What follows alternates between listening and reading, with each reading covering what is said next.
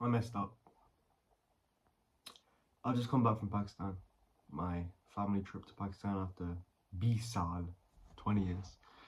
And I really saw something which changed my mind on certain things. You know, I tend to demonize the South Asian diet, and which rightly so. I mean, in India, it's the capital of diabetes. Testosterone levels are very low. Everyone's skinny fat. Why? Because they're eating too much excess carbs. But I don't think it's necessarily the diet. I think it's more based on activity, right? So what I really said there was, in the UK, if I eat a paratha, I feel really lethargic and lazy and tired.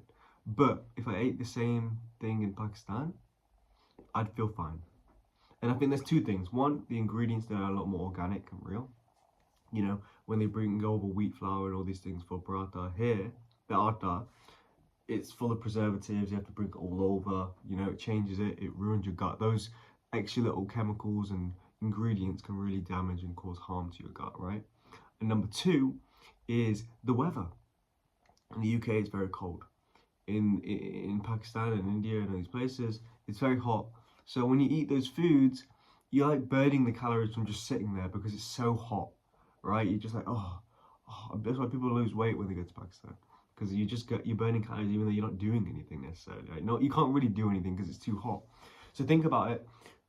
This South diet for a farmer, let's say, as the majority of the population, roti and dal, rice and dal, they would have just done it. Of course they would have done it because they needed the energy, right? Carbs are an energy source. I've always said that, I always will.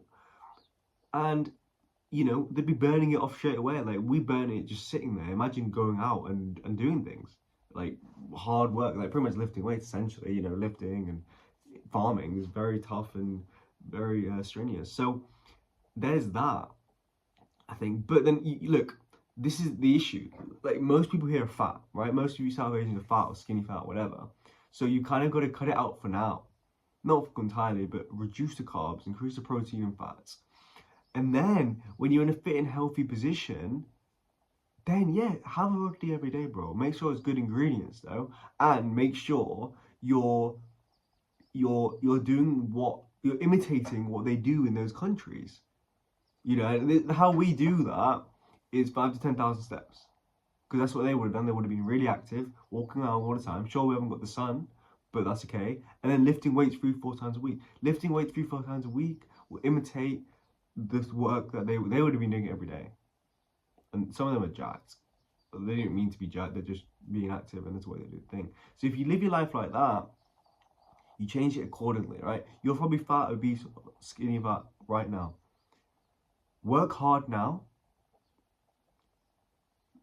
Cut out the carbs and the dals and all these things. Eat more protein, eat more fat. Don't track calories.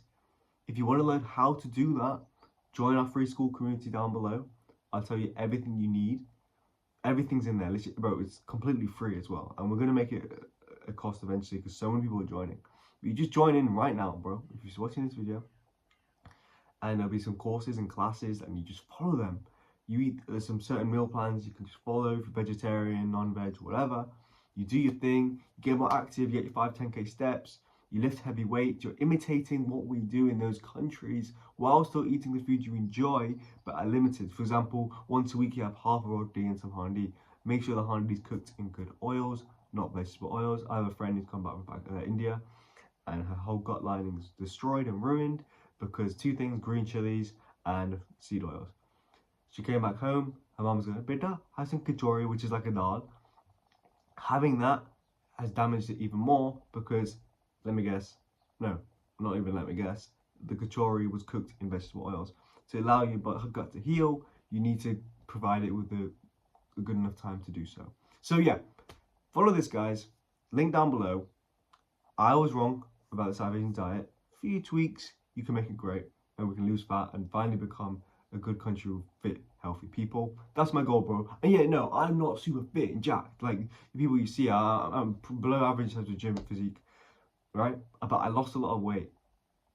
That's my credibility for this. And now I'm gaining the muscle. And if you guys have gained muscle, you're probably bigger than me. It takes time. It just takes time, you know? So I'm going to keep going at it. And in a year time, we'll see where I am. If I'm not a better position, then you just take my credibility. Don't follow me. But it's been a pleasure talking to you guys, and I'll see you in the next one. Mwah!